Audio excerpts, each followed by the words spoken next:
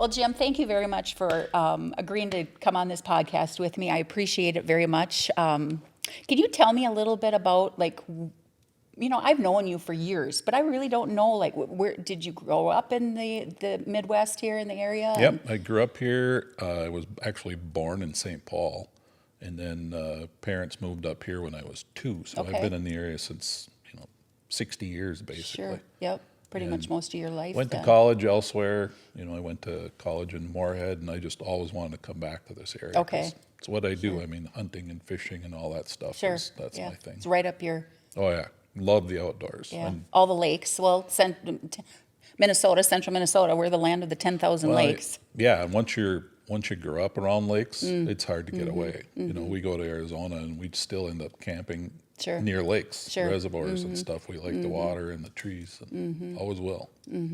I was in Australia this past winter, Mount Uluru in the Northwest Territory. It's hot, it's desert, and there's like one huge mountain in the middle of like millions of acres. And it's nice to visit. Yep. I don't want to pick on Arizona, but Arizona is dry. I've been there many times. I do love it in certain areas, but yeah. Yeah, we found that too. I wouldn't want to be there now. Sure. That's why we keep coming back. We go there to avoid some of the worst part of winter. Travel around and we enjoy it, but this is always going to be home. Okay. That's nice. When yeah. we're up on the lake, we have a trailer on the lake up north, and that's the best place in the world. Just love it. So. Up north. Yeah. Yeah. Why is it, somebody from southern Minnesota, even further in Iowa, it's up north. We're in central Minnesota, and we're still talking about up north. Yeah, well, in case I talk about all the fish I catch, I don't want to name the lake that we're on, but The a Lake lot of Wish people You know. Knew. Yeah, Lake Wish You Knew. My husband always used to say that he wouldn't say, if he was catching fish, it was just, local lake. That's pretty personal. Yeah. Well, it is. Yeah. And sometimes people don't understand that. I didn't until, I married him, and that's serious. I mean, you don't want to. Yeah, even my kids know. Somebody ask them, well, where'd your dad catch that fish? It's like, I probably can't tell you. Okay, yeah. Ask him, see what he says. Yeah, exactly. So you went to college. Where did you graduated? What degree do you have? I have a bachelor's degree in business. So it was actually in, I can't even think of it now, finance. Okay. Bachelor's degree in finance. Okay. And I did some internships in insurance and real estate and stock brokerage, and the only thing that I even remotely liked was banking. Banking. So that's what Sure. and I worked in the cities for a couple of years, and couldn't wait to get out of there. I was home every weekend, and as soon as I got an opportunity for a job in the area, I took it, and it was, it was a good career. Good career. So when you said the Twin Cities area, was that banking down there as well, or? Yeah, it was actually my starting job was for a small loan company, where you'd finance your water softener or something, and interest rates were high, and we had to call people and see if they wanted to borrow more money, and so that was hard. I figured if I can do that for 2 years, I could easily be a banker because Sure. the rates were like half. Sure. But that was back in the days when, a house rate was 15%. Wow. So Yeah. it's been different now. You look Yeah. around, people, you hear the kids say, "Oh, the rates are too high to buy a house." It's like you really don't have an idea. You can still do it. Just how hard do you want to work to do it? Yeah. 16, 18%. Oh yeah. Yeah. I mean, 80s. Referring back to the 80s is that Yep. about when it was? Yeah. So I graduated high school in '81. I would have started working in the cities in '87, probably '86. Yeah. So then interest rates were, 20 years ago, 10 years ago, 2, 3%, Right. 4% was very common. Then now it's, what, are we at?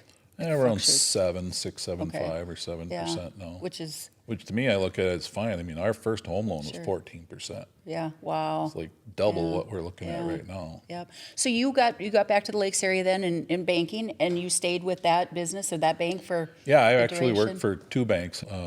One got gobbled up by Wells Fargo, and just before that happened, I moved over to the bank that I retired from. Okay. And I was with them for 30 years. For 30 years. Yep. I bet it's probably pretty difficult, like when Grandpa, from when you started out, and, he had to get some, like a farmer, let's pick a farmer. They needed machinery, or, grandpa got a truck, and then now son wants to buy Yeah. a house, and Well, it's both difficult and good. I mean, I didn't have to get to know a whole bunch of people. I was, I've been started when I was young, and I retired when I was, almost 60. So I've got generations and lots of experience by the time you get there. So Right. you look at things and go, okay, this is going to be difficult. Here's what we got to go through. But having that trust of the older generation to tell the kids, go talk to him. Of course, like you say, it always doesn't work out that way, Sure, because right. sometimes you can't do it. Right. But that must make you feel really good that you did a good job when somebody refers you to somebody too, or like, go talk to Jim. He's trustworthy. You can It trust makes you him. feel really good. And it's not always like that, but as a general rule, as you go through your career and you have all these people, you walk around, you see this person, and you really like to see him, somebody that you've done business with for years and years. Well, it's like walking into your place. Walking in there, it's fun to greet the kids. I don't know them all by name.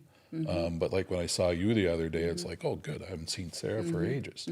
So Small town. These are one of the nice It things is. about a small town, that you do get to see the generations. and you can't do that in the big Right, city. right. You walk in and you don't hardly know anybody that walks through the door. I probably knew or was referred to 50% of the people that walked in the door, so it was never a surprise. You had an idea. When I first started, you didn't even do credit reports. People would come in, you go, okay, well, here's how much money they make, and I know they're so-and-so's grandson or granddaughter, and I know they have a good history, which now you look at, it's like, that's terrible. Right, You're yeah. judging people based on who their kids were. Right. Well, the old-fashioned handshake. A lot of it was like that. Yeah, the old-fashioned handshake. Just in the time that I've been in it, and now you look and, they look at a number that they don't even look at a credit report sometimes. They look at a number to approve it. So, yeah, the changes are phenomenal. There's got to be some facts, though, to it. Like if I would go to you and say, hey, I'm looking to buy some property or a house or something, and you're going to have, if I can't prove it, I think I can, but I don't know for sure.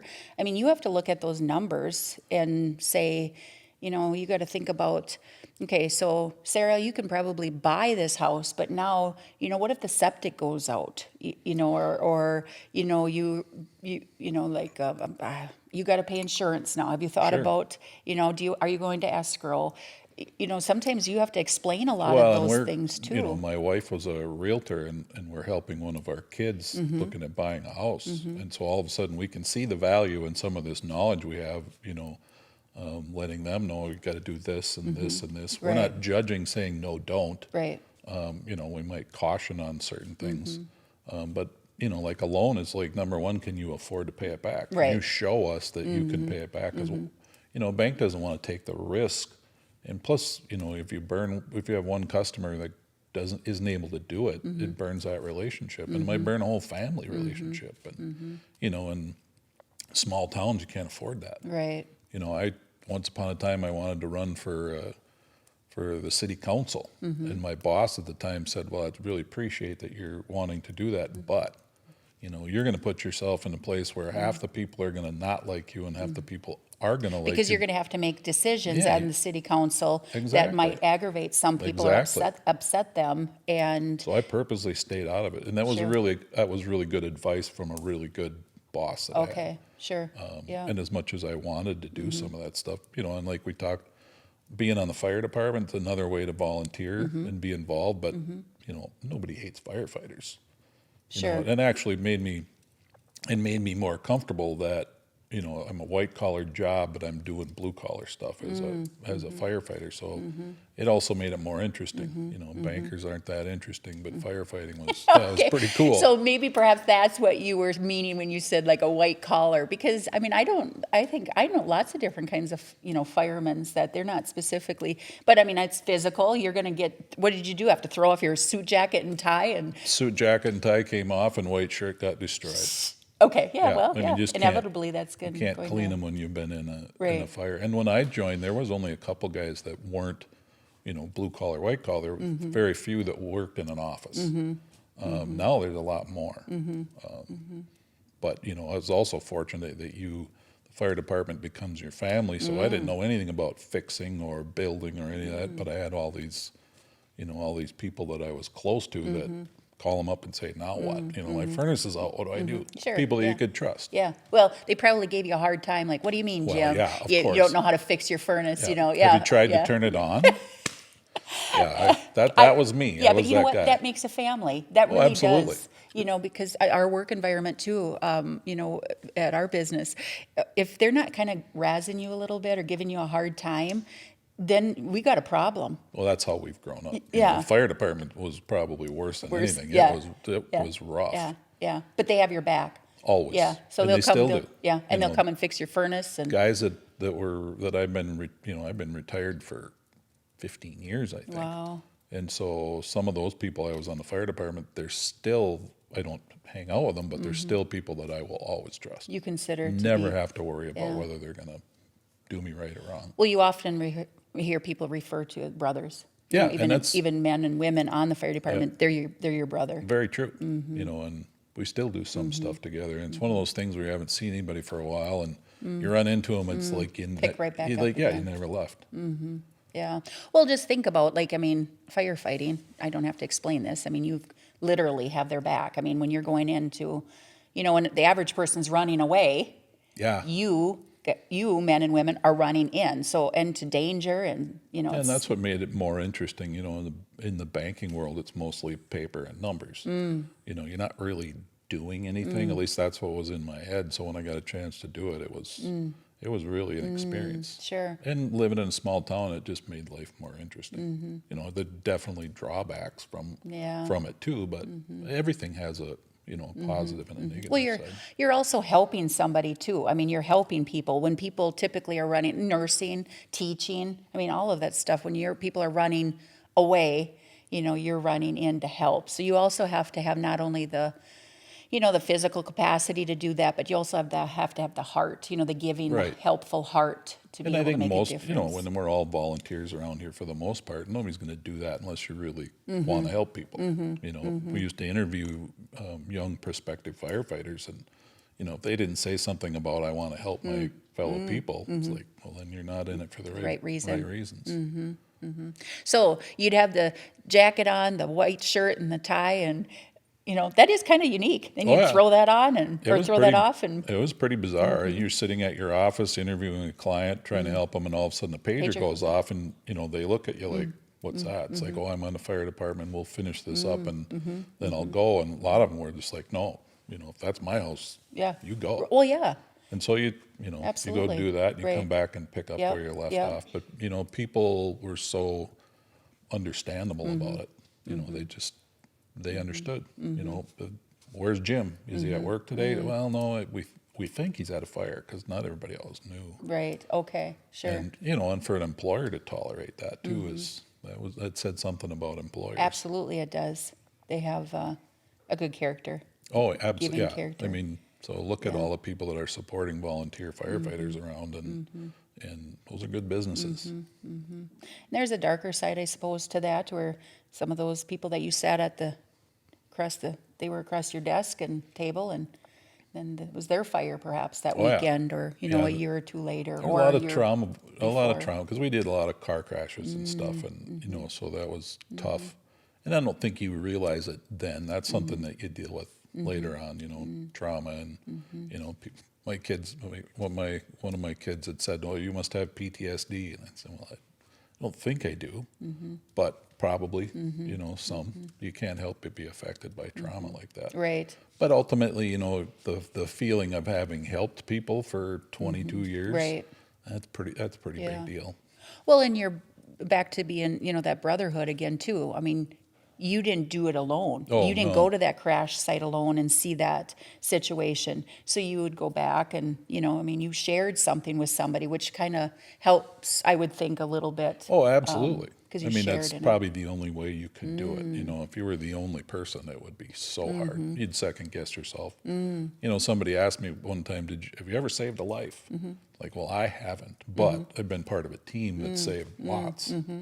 You know, it's that's a good thing. Yeah, that's a good feeling. Well, it is kind of unique to be, a banker, in a average, a smaller town, and then be on the fire department, to do that. Well, a great too, so. combination for me. You Yeah. know, I'd never regret that. Okay. Yeah. Made you who you are. Yeah, It very speaks much volumes so. for your character that you do genuinely Hope so. care. Well, it does. Yeah. Just care and want to help when you can, and if you have the capacity. I often think about like how it must be when you're sitting on the other side of a table, the desk, and saying that you can't, you're not going to be able to get the money to buy that tractor, Oh, when or I that first business. started out, it was so painful. I mean, it's enough to make people. I mean, some people can't do it. You know, you couldn't do that job if you can't get over the fact that, we weren't lending our money; we're lending somebody else's money. Maybe your money or whoever was depositing, and you got to make a decision based on, the bank says here's what you'll look at, and you say yes or no depending on that. If you were given a whole lot of leeway, it would be really hard. Then it becomes personal. But if you're doing what you're told to do, Right. then it's not quite as personal. Right.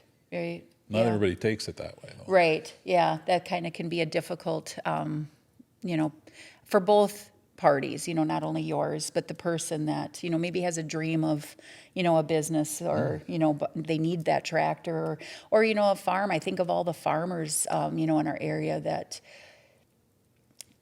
Oh, yeah, that's probably one of the most difficult things. Then you're taking people's property as collateral, and if it doesn't work out, that's a disaster. Nobody wants to be part of that. do you have any tips for a young banker just starting out now? I think it's really important that you get with a good organization.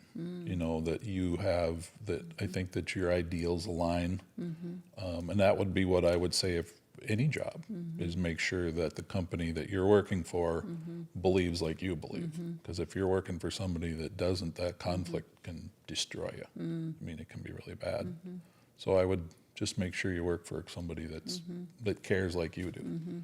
And in a small town, it's extremely important. That's, I guess we won't talk about different brands of banks, but that's why I landed where I landed. Yeah, yeah, I understand. Well, and then the other thing too is like you also stated when you came out of, college, you did some stepping stones there. Right. So there's different things. Yeah, the most important thing I did in college was do internships to find out what I did. I found out more what I didn't like than I did what I did like. Okay. And that's important to Okay. find out what you don't like. That's like kids now, they take a job and they think, well, I'm not sure I want to do this for the rest of my life. Well, nobody does it. Right. That you don't plan on it, but Right. some do, some don't. So try it. Right. If you don't like it, move on, try something different. Yeah.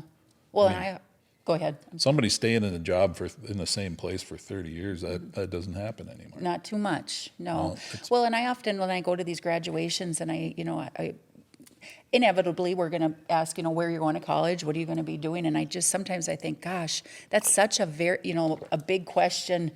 I mean, I'm 50 and I sometimes think, well, I still don't even know what Oh, yeah. what I want. I still have time to be able to change something or do something different. I don't know. And there's so much pressure put on, young kids. Yeah, I call them kids, Yeah. 18, 19, young adults. 30. Yeah. Figuring out what you want to do, and I think it's very normal and just kind of, like you said. We all felt that, whether you were going to school or maybe you didn't go to college and you went to work, and everybody's expecting, well, where are you going to college? Well, I'm not gonna. I'm gonna be a welder or something. I mean, Right, great right. careers. Right. But you got to do what you feel. Right. It was. I just love asking kids, "What do you want? What are you going to be?" It's like, what do you mean? What are you going to be? I don't know. You want to be a doctor or Sure. a mechanic? Right. Yeah. I mean, there's a lot of good jobs out there, and that you don't have to do the college thing. Right. I didn't want to. I Right. actually wanted to go into the Air Force. Oh, okay. At the time, it was not that long after Vietnam and whatnot, and my parents weren't that big on me going into the Air Force, so I ended up in college. What'd your dad do? He was an attorney. He was an attorney. Yep. Did he suggest good for- one. A darn good. Oh, I Yeah. like that. That's good. He never really gave me any suggestions. I remember everybody saying, "Are you going to be a lawyer like your dad?" It's like, no, I really don't want to be a lawyer. Why? I think I saw more of the negative things that he had to deal with than I saw positive. And I think a lot of kids, unless, maybe there are some places where you look at what your parents are doing and say, that's what I want to do. But it was like, no, I don't. And there was there's a stigma to being a lawyer. There's a stigma to being a banker. It's like, oh, your dad's a banker. I used to hunt out in North Dakota. You didn't tell people you were a banker. You wouldn't get on anybody's land. Oh, okay. I always used the firefighter card. Oh, okay. And I had So license plates that said I was a firefighter, so they liked me. oh, sure. A banker, people don't like, a lot of farmers are not that big on bankers. We found that out, Okay, okay. So- I didn't know that. Oh, yeah. So you use the you said you're a firefighter. Then you were in. Usually. Usually, Yeah, that okay, okay. and you treat them right. Right. You know. Well, yeah, of course. Be respectful. Show up with one or two people instead of 2 carloads. Right. And, Yeah. we spent a lot of time doing that. Yeah. That was a lot of fun. Well, and then bring them something, whatever you're harvesting. We if used to it's bring them turkeys. turkey. Okay. Because the Swift factory and Oh, all the turkeys that sure. were produced in the Oh, area. yeah. So we'd pick up turkeys because it was Yeah. close to Thanksgiving and drop them off. Yep. And, Yep. yeah, we made some good friends out there. Yep. Because you were waterfowl hunting. Yep. Is that like And pheasant pheasants? hunting, yeah. Pheasants and out in North Dakota. Well, that's kind of cool. Yeah. I have to say, I remember there was a time when, when we started, we've had our business now for 30 years. Has it been that long? 30, it has. Yeah, it's crazy how that time goes. But, of any business, there's seasons of ups and downs. And there was a season in there and during the recession, probably like 06, 7, 8. And we fell behind on payments. And I mean, it was tough. I mean, people didn't have the money. We had just built a new home. There's a few things that just, it was out of our hands that stacked up against us. And I remember going to the banker and, I wasn't upset at him at all. It wasn't, I guess my perception was the facts. The facts were, the whole nation, we were in a recession. People weren't spending money. There was some road construction that was taking place at that time in that area, so people weren't able to get out, to our location, to our business. So there were some things that just stacked up against us. And I remember sitting across the table from our banker, and his tie was kind of tight or something. I don't know what it was, but he kept, kind of going like that. And I knew he felt uncomfortable. Yeah. He knew we were falling behind on our payments, and it was we were really tight, and our kids were little at the time. And I never blamed him. I never was upset. I mean, we had facts on the table. That was the truth. How long do we have yet? What can we work with? And honestly, I look back on that and I think, I don't know how we made it. So I look at other So did business. they work with you? Did you get through that, or did you find another solution? Yes, absolutely. He worked with us. Again, money. If money was coming in, how much money can we, pay for that month, or for the mortgage? See, that's another good example of a hometown bank. Where yes, they can't always work through situations like that. But as a banker, you always hope that things go right for your customers. Yeah, 'Cause well, it's- and the way he didn't like it. He was Yeah. uncomfortable, and I knew that, and that meant a lot to me. Sure. That his heart was for us, and he wanted us to succeed. It was out of our hands. It was out of his hands. The situation happened, and again, when I hear about businesses that are starting up or they're in a tough time, and you're not alone. Oh. I, as a business owner, I'm not the banker. You were on the other side of the table. I think just not negotiating, that's not the word, just talking, communicating, being honest, Yeah.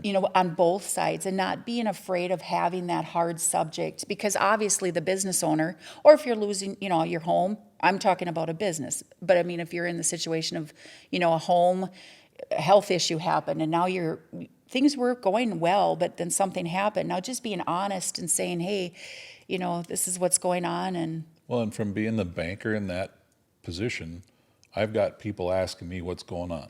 So, I've got the Nelsons own this business and things are going south. They haven't made 2 payments. So my bosses are asking me what's going on. If I don't know, things are really hard. But if they say, hey, what's going on? I tell them, okay, here's the deal. They talked to me yesterday. They got this going. We're trying to do this. they'll be fine. Or we're at least going to give them, 6 months to work through this. That's way easier than, I'm sorry, I don't know. They haven't called me. Yeah. I've called them. They're not talking Right. to me. Yeah. So pretty much all bankers are going to be that way, and business owners too. If you're not able to make your payment in a business, the worst thing you can do is not talk to them. Right. Because then they got nothing but, Right. legal action. So when you're sitting at the table, as the banker, sometimes us, the business owners, the homeowners, we don't realize that. I mean, one, you have feelings, but two, that it's actually it's a business from your perspective too, because if they can't trust you, they're not going to refer you. They're not going to believe in you. So sometimes we as homeowners and business owners forget to realize that it's your business here too that you're representing. There's a business in the bank, it's the bank's business, but there's also me. I mean, I'm trying to make a career. I stayed in it for 30 years. Okay. I couldn't afford to lose customers. In the region, how many people are there? And then how few businesses are there? So just because a business is struggling, I want to do everything I can do to keep them. Especially somebody that I've been with, I banked with for 5 years or something like that. I'll do anything I can possibly do to help them keep going. Because the hardest thing I ever did as a banker was go look for new customers. That's something as a banker I never wanted to do. You don't want to call somebody up who's with another bank and say, hey, come over here and, I want to be your banker. They're like, yeah, no, I kind of like our bank. That's the hardest thing. So to lose them, and banks are the same way. The businesses, we already know you. We know you financially. Right. We know you trust us, so you got both sides have a lot to lose in that situation. Right. And if I'm talking with my client, then I can tell my bosses, here's where they're at. This is the situation. The hardest thing is when I want to keep doing it. I want to keep working with you. And the people that are my bosses say, now we're done. That'll tear a banker apart because all of a sudden you don't want to say no, but you're told you do. And didn't happen to me that often, but it happens and you watch it and it's That hurts. super difficult. Super difficult. And then in our world, you got to go be in the same community. You might be on the fire department with that person, or you might be, maybe their parents are some of your better friends or something. So small towns are tougher, but they're also better that way. And if a banker could just tell everybody, hey, look, if you run into trouble, call me. Don't be worried. Don't be afraid. We'll try to work through this together. I don't think I ever did that. I'm giving you the loan today, but if you run into trouble, make sure you call me. Communication. Well, it's like anything, communicating. I have to look back on, we've been in business now for 30 years. And I look back, well, first of all, I didn't know thank goodness probably, but I didn't know what we were getting into, at the time. I just had the dream and the drive and the vision. Both Brad and I did. And it worked. It worked, but looking back on it, I mean, I just shake my head on how it did work. It was just determination and hard work, but I wouldn't recommend it. Well, it's also character. Yeah. I mean, people love going into that store. Yeah. And Yes. Brad was around, smiley, happy. If you had a question on how to process a deer, he'd tell you, and you had classes. So it's more than just determination. I mean, you guys you got character. Yeah. You look at the kids now, and people just love going in there. Yeah, yeah. And I just look back and I think about there was some times that some financially tough times that we had weathered, Brad and I. The recession hit in 06, 07, 08. And I remember, we fell behind on our payments, and we didn't know exactly, what we were going to. How it was going to turn out. I mean, it's embarrassing. Sure. It just is. I don't know why. I look at it now and I think, well, there's no reason really to be embarrassed. It was out of our hands, a lot of the stuff, that was happening. Well, it's embarrassing. It's scary because you like what you're doing. You like your business. You have dreams and plans. And all of a sudden now you're going to go in and tell somebody you don't know that very well. Yeah.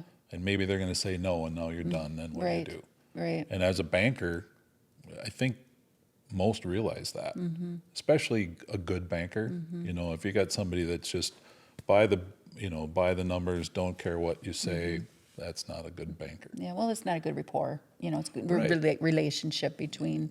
That's not a banker, that's just a robot. Sure. And, you know, it's changed. You know, now there's so much stuff online. It may be easier on bankers because you don't have to make those decisions. You know, I don't have to worry about Sure. you. I don't have to care about you. But in small towns, it's part of the deal. Comes with heart. Well, yeah, and Of we heart. talked about fire department that way too. It's like if I didn't know anybody, it'd be a lot easier doing crashes and fires. But when you know somebody and you watch their house burn down or it burns down despite what you're doing, Oof. yeah, it's just, I guess caring is Yeah. difficult. Yeah. That's a good way to say that. Caring is difficult. And that is every career, it can be anything in life. Oh, Caring is absolutely. difficult. When you care and care deeply about people in general, just Mm-hmm. a good in humanity, I mean, caring, it's difficult. Oh yeah, it's a lot Yeah. easier to say I don't care, Right, right. Yep. but it's Yeah. not as much fun. Well, I remember too, I think communicating with our banker at that time, just, letting them know, yes, we are a few months behind. What do you need? Can you keep us, if I pay half the payment, communicating like that. Because we also had 6 children, at that time. So, we had to get school supplies. So, that was, I look back on that and I honestly, truly don't know how we did it. But we just made it. I think it was communicating. It was Yep. just communicating, with our kids. I remember saying, hey, you know what? We can't get school supplies, until like probably a few days before school because we have to make the payment, for, the business. And just communicating between my husband and I at the time, and weathering that. I mean, that was, Well, and think how you prepare your kids. So I all of a do. sudden now Yes. they're in business and they're doing that stuff. They realize, oh, our parents struggled too. It's not all going to be easy. And we've been through 3 pretty difficult economic times in the 30 plus years that I was banking. And people, they say, oh, this is the end. It's like, no, it's not the end. We've gone Sure. through stuff like Yeah. this. I mean, think about our parents, my parents and before them that went through the Great Depression. We haven't been through anything near like Yeah. that. I mean, we have no idea how tough that was. Nobody had food. Yeah. We've never been without food. Right. There's always been places that you could get it. But there again, too, it's embarrassing to tell somebody you need help. But this is normal. I mean, I guess what's normal? I don't like to use that word normal, but, as everybody that's going through, life, as we roll through, we have kids. There might be some medical difficulties that arise. Parents might have to come back and live with you, or you have to help out a child. If you have adult children, you might have to help them out for a time, So I think everybody at some point, there's going to be some financial, difficulties. I like how you, well, first of all, your tone of voice, just your soft tone of voice. It sounds comforting, but I think your age too, and your experience of saying like, you think that it's going to end now, or this is really bad times. I remember going through that in 06 and 07 and 08, and there was many people losing their homes at that time It was a during terrible time. I mean, for bankers, during the it was, recession. Yes. how do we hang on? How do we help these people hang on? It was. But it's you're horrible. seasoned. Can I say it that I way? am, You're yeah. seasoned, and I like that, and I think that I was seasoned and then I quit. yeah. That's. Well, that's the way life is. Yeah. We know. And then Well, I think you get to care. You get to care a lot too because you've been through those things, Sure. and it's like if we could just go a little longer, they'll be fine. sure. Oh, And yeah. I'm not sure all our bosses are willing to give it as long as the banker would because the banker cares Cares. The heart is and there. knows. My bosses didn't really know, but if they did, it was helpful. It's like they know this person that's in trouble, so they're going to help me try to stick with them. And for the most part, the bosses that I had were like that, understanding as long as we were having communication. Communication. I think that's That's it really is a critical. key, and you kind of touched on that. It's really important. yeah.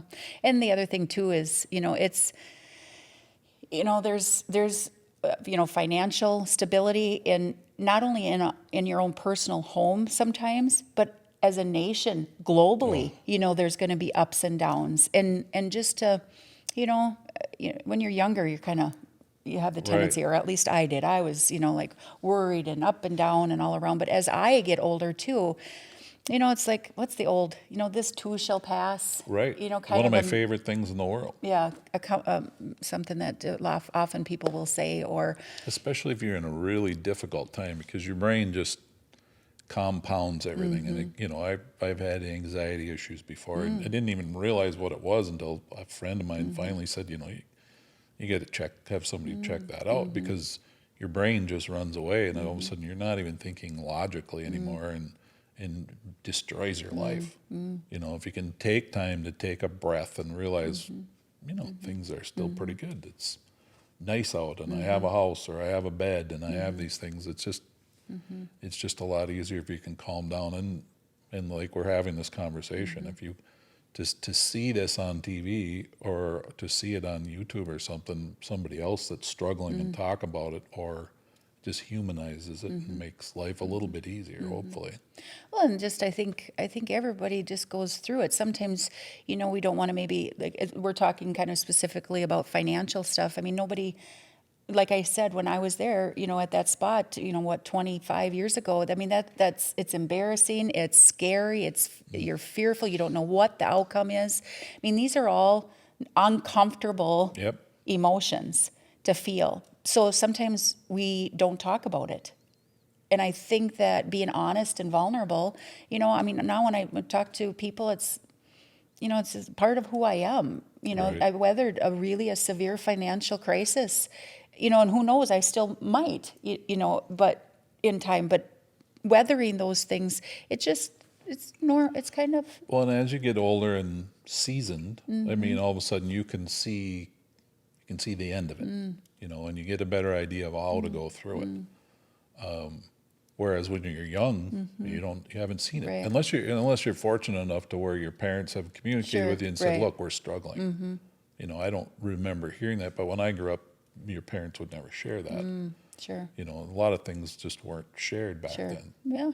Sure. and certainly wouldn't have been put on social media or something Right. like this for somebody to see. I mean, I've seen some things that have gotten me through. Well, you were talking about somebody that was on here that had cancer. I haven't had to go through that with anybody super close, but if I did, sure would be nice to be able to see somebody and Right. hear how they got through Right. it. Yep. We talked about fire department too.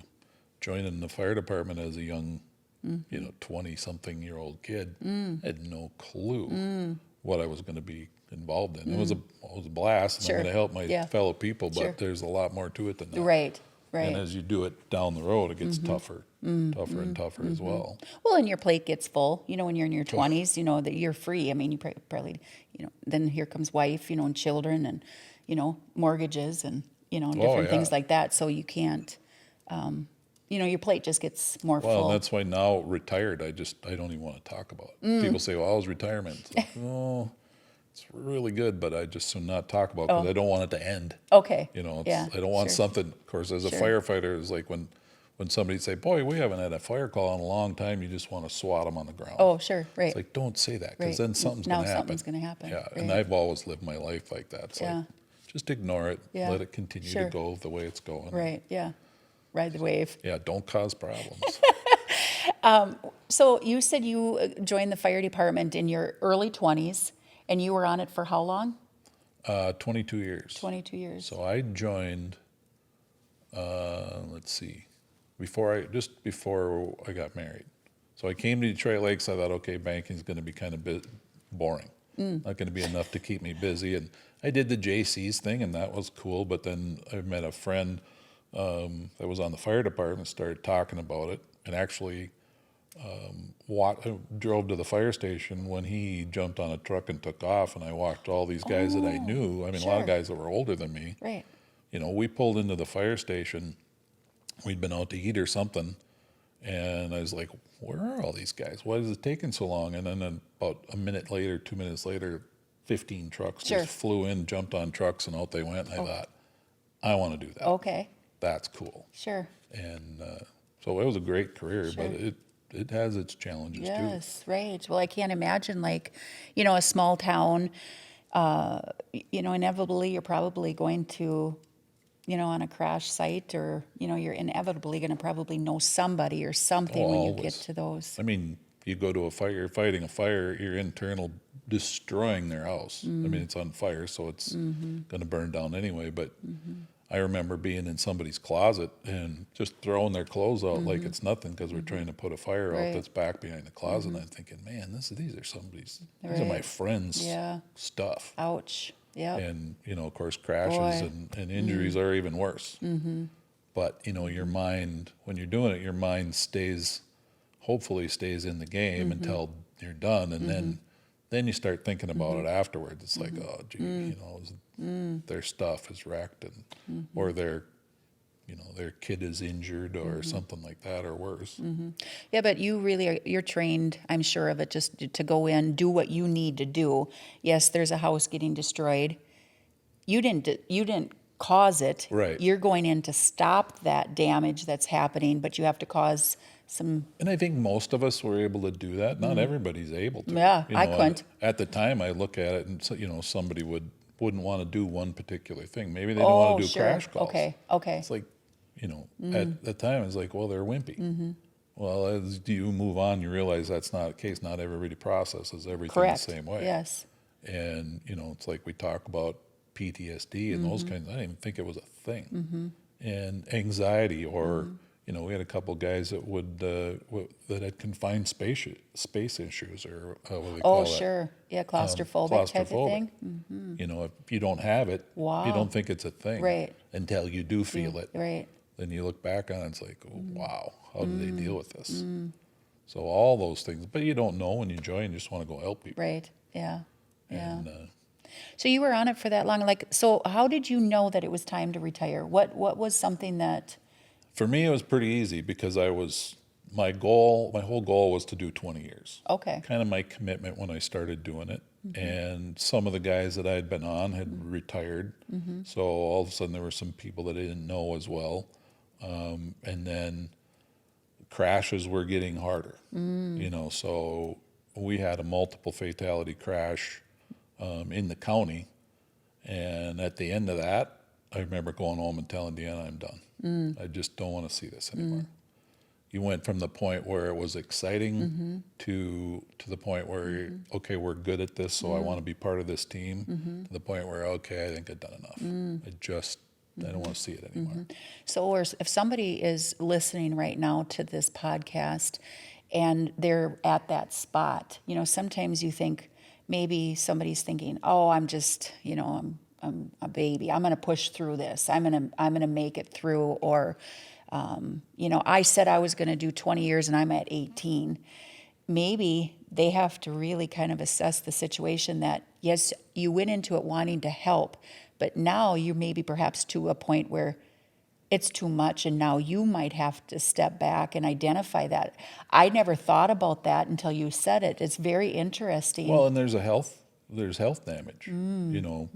I was a smoker at the time, so it's like, well, I'm getting smoke anyway. But firefighters don't live as long, and volunteers, not just professional firefighters, but volunteer firefighters don't live as long as other people, because you are getting chemicals when you're in fighting and the adrenaline and stuff. Yeah, there's a price.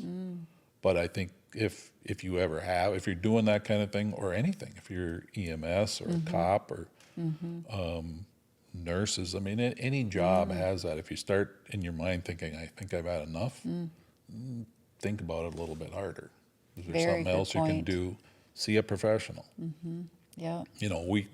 We were always told, well, we should do critical stress debriefing, but it wasn't really a thing. We didn't really do it.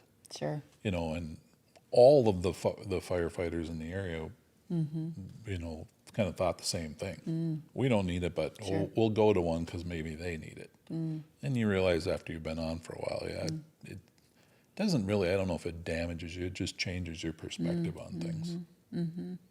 Yeah, and if you can't process And it's just not just with EMT or, law enforcement or fire department. It can be, teaching. I've had some teachers, they're just burnt out, Oh, friends. And that would be the hardest. yeah, yeah. I mean, it can be, I guess, lots of things. I mean, I always often say our body is telling us things sometimes. We just, maybe we're just going so fast and chasing our own tail that we don't even stop and kind of sometimes listen to that.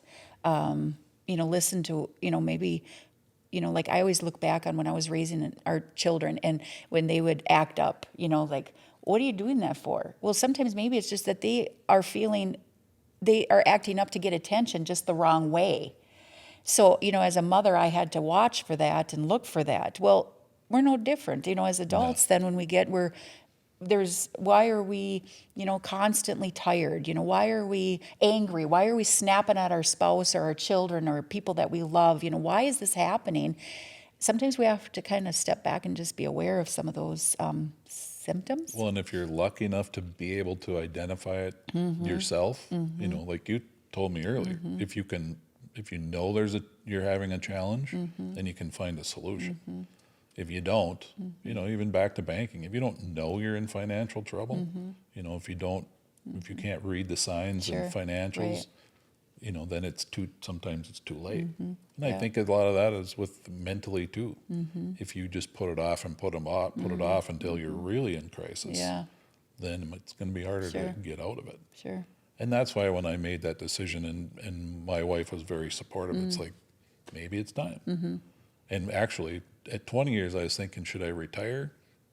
But I was still having fun. It's like, well, no, I'll stick around for a little bit longer. And then the one bad thing happened. It's like, okay, I don't need to do this anymore. Okay. You're talking with the fire department and the crash, Yeah. the last fatality in our county. The thing that just kind of put me over. Yeah. It's like, all right, I'm done. Okay. The fact that you identified that and then you spoke to your... It was really the first time when I was like, I don't like this. Before it was, you felt an obligation to help, and then all of a sudden it's like, there's other guys who can do it. We had 30 people on our department, so it certainly wasn't me. There's Right. I could leave and everybody'd be fine. Right.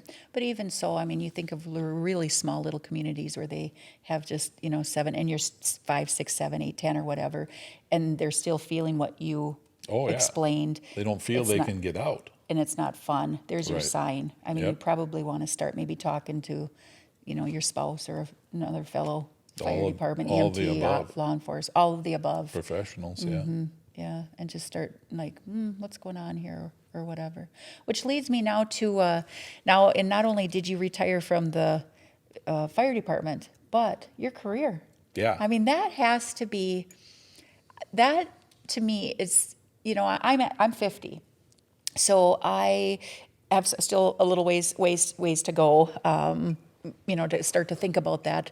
Although I will say, after I did lose Brad, and I have some sons that are, in our business, and they're at the 30 mark, and so I think that door of retirement has opened up a little bit earlier for me now than I probably would have projected. So, I mean, you don't know when this word retirement, you think that's like long time, long way away, but like, when did you know? Like, how did you? Well, for me, as a banker, it's kind of one of those things that I do. I mean, and I would talk to my clients that were in business about, you also have to plan for succession. Someday you're going to want to be out of this business, and if you got kids that are 30 moving into the business, it's time to think about it. And so for me, I was pretty big on planning, and I kept track, and I also had a financial planner that was right in the bank, so it was easy. Anybody that doesn't have a financial planner, I think should at least go see one, because even as a lender, I didn't know most of that stuff. But that wasn't my specialty. So I would talk to our financial planner, which we had several. Can I stop you there just real quick? Like, so you went and talked to a financial planner, Yep.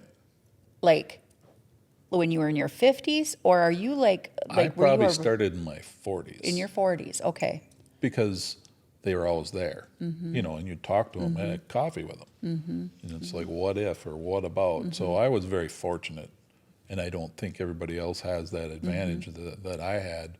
But also when I was in my 20s and starting in the bank, I had a boss one time that said, when you get a raise, take a portion of that raise and put it in your retirement. And he was quite a bit older than me, so he could already see it. And I listened. And, thank goodness, because when the opportunity came for me to retire, I had already known I was getting close to where financially, and financially based on what my partner, what Deanna and I had decided. It's like, we want to do this when we're retired, we want to do this.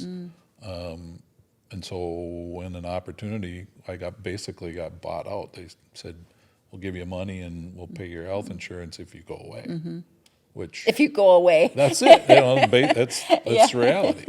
And It's reality. I wasn't quite ready, Sure. but after we talked about it, it's like, there's an opportunity. If I wanted to keep working doing something else, I could. Sure. Sure. And so I did. Sure. And I got I got another deal that I do on the side that I get some income from that also keeps me involved in the business world, and it keeps me interested in what's going on. So I enjoy that.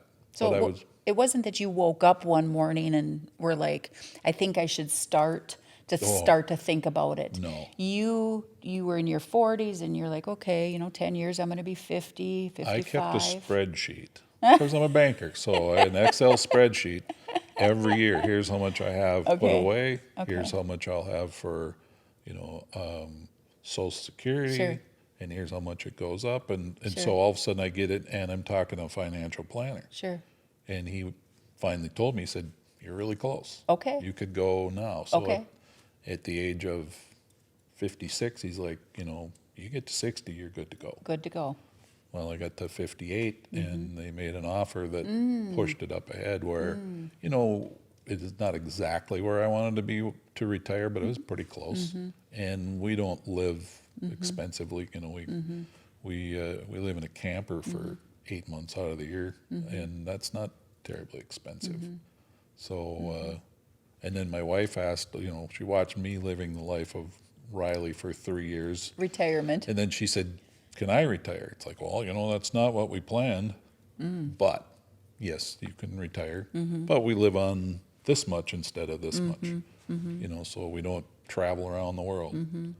We go to Arizona or Montana, and we love it. I mean, it's been a blast. So communicating with your partner, very open dialogue about what you both are, what your vision is, or what your thought process is into what it looks like, what retirement looks like to you. And, so I have to tell you that, when you start a business from virtually really nothing, zilch knowledge of it, and it just is. This is just the way that my husband and I, our life went. Every bit of income always went back to the business, and built that, more equipment, better equipment, so it could service and be more efficient and make a better product for our customer. That was always that's always been our goal and our vision. That's our mission statement, actually. That's why you were successful. But we didn't have an employer, to match, us. Yeah. So then, so now it's a little bit difficult of, and I do have now a financial planner that came on board, but I wouldn't have had that had Brad not passed away. I just need some guidance and some direction. So, I mean, you have to, now granted our business is successful. So, there's, perhaps whatever that succession plan looks like, that's the retirement, Right. And then building maybe a few other things on the It's much harder when you own outside. a business. I mean, for me, it was, I got a 401k, I got a match, I had a pension, I had, I got some money from the fire department for retirement. So I had a lot of different things, but if you're putting everything into a business, it's way harder. Or a farm. Yep. I think often referred to. That is a business, Yeah, in a I farm. mean, much harder, but there's people that know how to do it. So to search out that information is really important. To talk to your banker about it, because they know your business better than financially better than anybody does. So say, what's it look like? How do I get out of this? I mean, I've had a lot of friends and customers that like, well, I'll never be able to retire. Well, you can, but you got to start planning earlier. I mean, 50 is the time to definitely start planning that, because it take a while to, like in your case, to get your kids to the point where they can take over, where they financially and the knowledge to take it over. So, use the resources you have, talk to everybody. And people don't talk to a financial planner because they think they need $1 million before they can talk to them. Right. Most of those financial planners out there are willing to talk to you and give you something for the idea that you'll put your money with them eventually. They're not going to charge. Some do charge, and it seems, spend $200 to get a financial plan sounds like a lot of money. But from my standpoint, when the opportunity came to retire, if I didn't have that information, I would have had no clue. And I was a banker.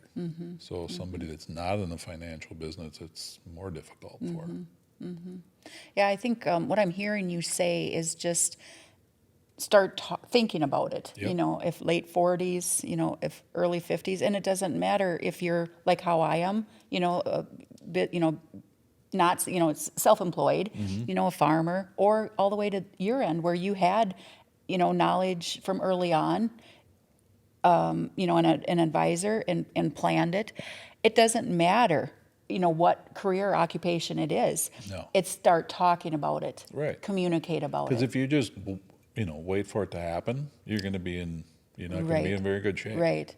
And you hate it when you go into a financial plan and they say, well, you need to start saving X number of dollars. And it's like, well, where's that coming from? Especially when you got kids. But you got to do something. And, that's where that boss of mine told me, okay, if you got a 3% raise this year, at the time I didn't have kids, I wasn't married. Sure. To me, it was like, oh, I can go buy a vehicle or do something. It's like, take 1% of that, increase what you're putting in your retirement. So when you get there, I mean, I'm happy to be retired where I'm at. But I also prepared mentally. Of course, people joke, my buddies will say, well, you were a banker. It's not much of a step to go from a banker to retired. But well, that can't. you've been giving me a lot of credit being a banker. So, but you got to have something to do. Right. Like you doing this. This is great. I mean, great hobby that you're going to be able to help people with. Volunteering. I've always liked volunteering stuff. I don't do as much as I used to. I fish more now. But I've got a lot of hobbies that I like to do. Well, and I actually had just a conversation a few weeks ago with a gentleman that, he's closer to retirement. He's in his early 60s. And really he was a farmer and didn't have a lot. He didn't probably have much put away at all, So, but now he's working on it. It's never too late. No. So he is talking to, I don't know exactly if it's an advisor or a financial planner or whatever, but he's talking to somebody, and they said that, okay, if you can work a few more years and then maybe just do a part-time job, and he's all for that now because his character has to be busy. Yep. So he's he's very excited because, he was probably arrived at the game a little bit later, but now, part-time job, he's happy because he said, I have to do something, with my time, and that's going to work for him. The most difficult thing that I ran into is health insurance because it's expensive. And I was lucky when I transitioned that the bank would allow me to buy health insurance through their group. So that was great. But it was still expensive. But if you can take a part-time job, at 30 hours, you can still get benefits. So if you can do that, that also helps you. So instead of, like a business person could be working 60, 80 hours a week to keep a business. So all of a sudden, that's like being retired if you can go to 30 hours. And you're working for somebody else where, you check in, you do the best you can, you walk away and have to worry about it all the time. Yep. So there's different ways to retire. For me, it was like, bang, you're done. And there was no part-timing. It was, if you're leaving, you're leaving. But they also gave me an opportunity with paying some money and paying for insurance for a year. That helped immensely. I have to ask you, so you retired. The last day. Next morning you wake up. What do you do? Like, you don't have to go to work. Did you set your alarm clock? Did you still get No, up? I made sure I did not, because I hated getting up in the Okay. morning. Oh, you're not an early riser by nature. I am now. Okay, because you get to go fishing. I like to get up in the morning to go do something I want to What to do. do? Okay. But the stress of a job, it got really stressful, like you talk about in the recession and stuff. It was hard to go to work. Your friends and your customers were struggling. So all of a sudden, I don't have to do that, and I wake up in the morning. I do whatever I want to. I might just sit and have coffee and read the newspaper, which I'd read on digitally for the most part.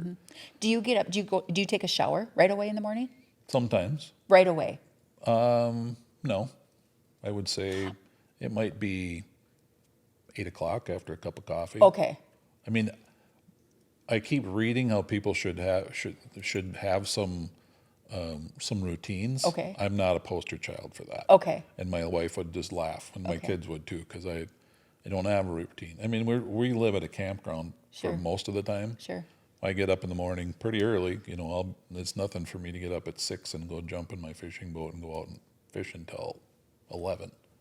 Then come in, and I don't take a shower every day when Sure. I'm there. Right. 'Cause, as long as my wife can tolerate my stink, Right. it's you're okay. you're good. You're good to go. Yeah. Well, I think about like if I didn't have to work, if that was my last day and the next morning, I would be like, I mean, I wouldn't even brush my teeth. I'd stay in my jammies. It would be like, God, this is nice. But then I think maybe 3 days of that, then I'd be like, well, now what am I supposed to do? There is something to be said about routine, like taking medication. That's one of those things you can't not do. Right. Brushing your teeth. Right, yeah. And for a while when I was camping or whatever else, I'd get lax on that. But then when you start, you start to realize that your hygiene isn't where it should have been, then you kind of got to force yourself into a routine. Routine. And Okay. when we take our camper down to Arizona for some time, and we don't stay in campgrounds a lot of times. Well, taking a shower in a camper is difficult. We call it the Navy shower, where you get a little bit of water and Sure. suds, Yeah. and that's all you get. Right. But when we go to a campground where we can dump our tanks and refresh water and that kind of stuff, then we take a good shower. So it looks totally different for us, and I think it does for everybody. Depends on what you do. Some people, I've got kids that like routine, and I only have two: one that likes routine, one not so much. Sure. Yeah. And I've never been a routine person, but when you're doing a million things, you kind of have to. I like not having to. In fact, I think to me, it's a blessing to, people say, what do you do? It's like, whatever I want to do. And you don't have to hurry. I was not I didn't do construction projects. I didn't fix stuff. I never had time. I didn't have time to learn it. But all of a sudden, now that I'm retired for 3 years, I bought some used woodworking equipment, and I love it. Never did that stuff. Okay. And I'm probably at a middle school level of doing it, but I just love doing it. Yeah. Make something. I've never had, as a banker, you'd never made something, Sure. never did anything where you could look at it and go, wow, look at that. Yeah. It did it. Good satisfaction. I just went from a pile of paperwork to a different pile Sure. of paper. Right. Right. So now to actually complete something, something as easy as building a little deck or something Sure. like that, Right. I really enjoy it. And I don't have to hurry. Okay. Because I can look at YouTube to figure out how to do Yeah. it. Thank Or- goodness for YouTube. Yeah, or I've got friends that I can call and say, okay, I got myself into this. Oh, sure. Now what do I do? Now what do I do? And they're Okay. like, well, you should have called me before you started. I know that. So that's why now I'm calling you. Yeah. So I always think of retired gentlemen to be like making birdhouses. When you brought up, I did that. Well, I made a birdhouse. I made a bird feeder, Yeah. and the bear destroyed it. Okay. Yeah. And so now I got Yeah. to make another one. It's a big problem now. I mean, you've got to make a new birdhouse. I Well, mean, and it's not so much a problem anymore. I have another project. Okay. I like Sure. projects. Yeah. And my wife likes it when I have projects. And I'm fortunate that, a lot of people say, well, I retired and I got a to-do list like this. Deanna doesn't do that to me. But she does suggest things that I could do, and I like it because I'm not in a hurry. not in a hurry. Which brings me to another. Now, of course, I haven't been there, but I can kind of sort of imagine what it must look like.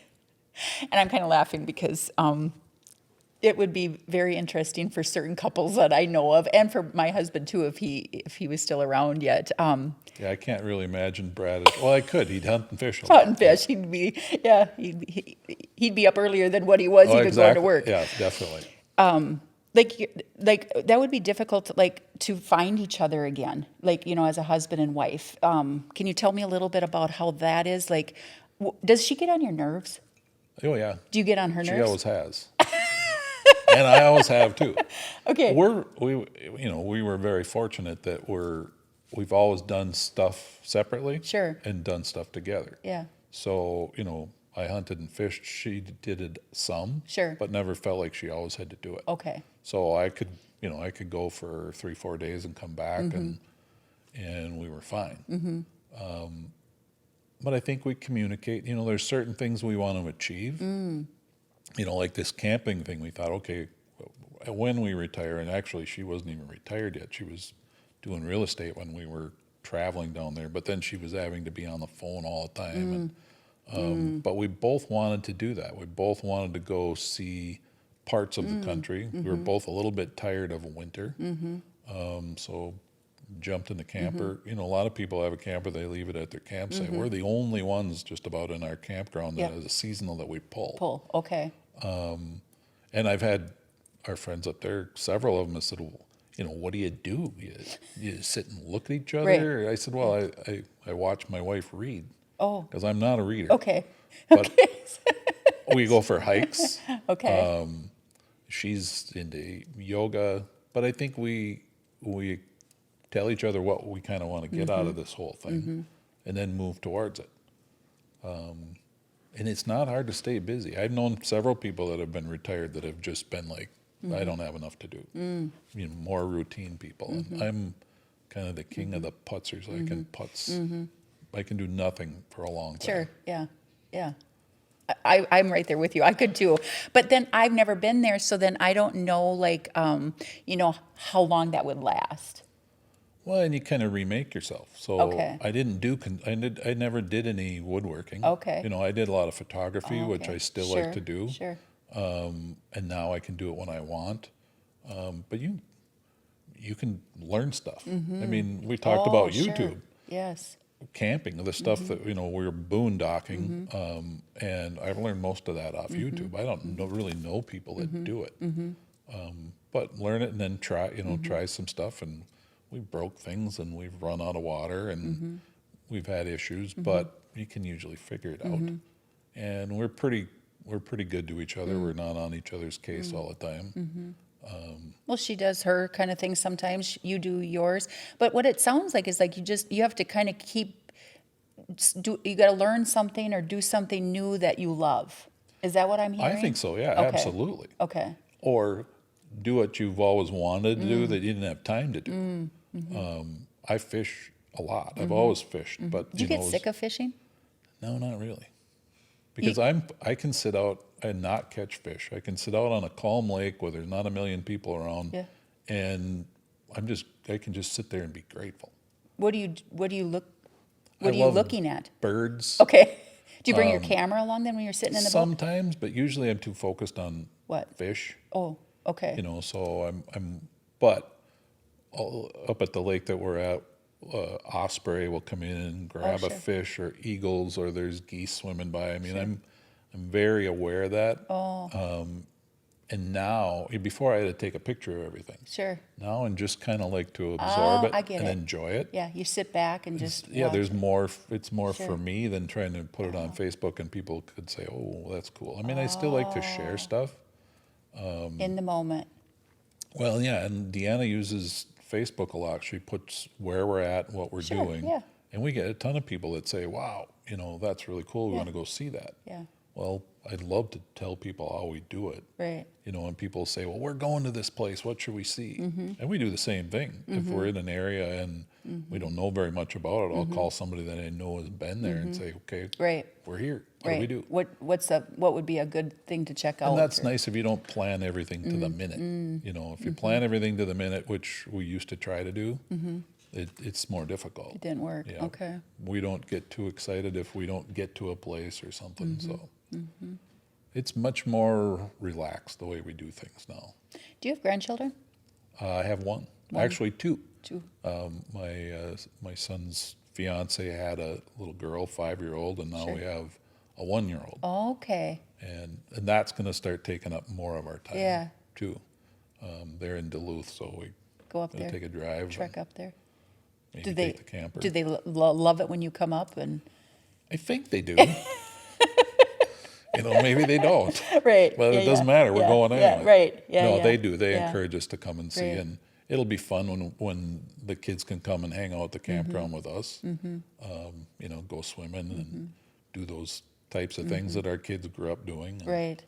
And and I have a daughter that is in Montana, and love to go visit her. Sure. So yeah, there's just never an end of things to do. Well, I think life just kind of keeps shifting.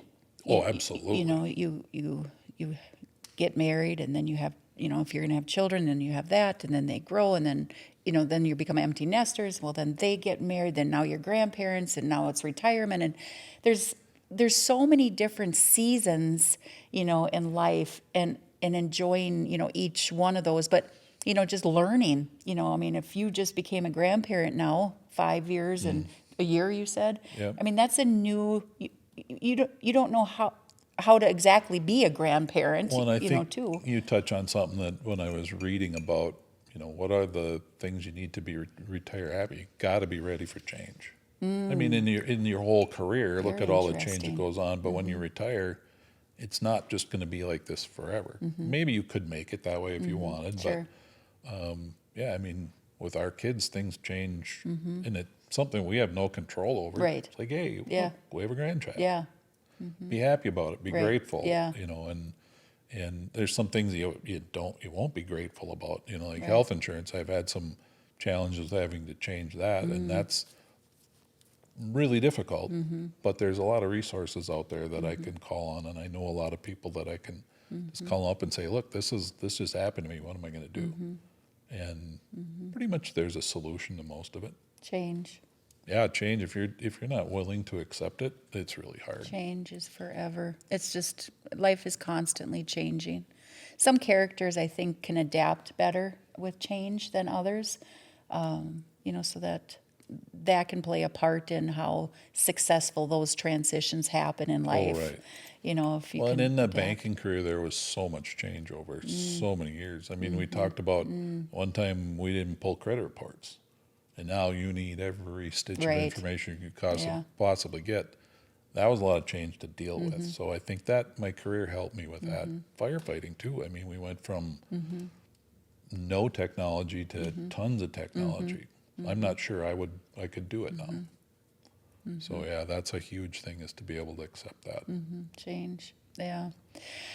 Well, Jim, I want to thank you so much for joining me here on Real Feel Insights. You are such a diversified individual. I could have went down so many different directions with you, and the way you can articulate each one of those has been very interesting. And from the banking to the fire department, and all those different changes that, happen through each one of those things. And then now into retirement, it's forever changing. I just appreciate you so much being honest, open, sometimes. Well, I sure hope it helps somebody. I mean, Yes. I'm not around people as much as I used to be. I used to be with people Sure. every day, and I don't seek it as much. Okay, But it's really great. fun talking to you. Okay, yeah. And when we ran into you in the store, Sure. it was really fun to Yeah. see you and talk to you. And when you brought this up, it's like, it sounds like a good opportunity. Well, and what an opportunity and an insight that you give people, like from a banker's perspective. That's not my career. It's not my occupation. I've dealt and had many friends over the years that are bankers. But it's interesting, and the insightfulness that you gave to us from your point of view has been actually very helpful. Oh, You good. just want to be honest with your clients too. It's, Yeah. tough times and good times. Well, and I think people mostly want other people to be happy. And Jen. if they aren't, they're not the people you want to be around. Right. Yeah, absolutely. Well, thank you again, Jim, very Thank you. much. I appreciate this, and perhaps we might round you up again for another time and I'd another love- topic sometime. I'd love so to do it. Thank you very much, Thanks, Jim. Sarah.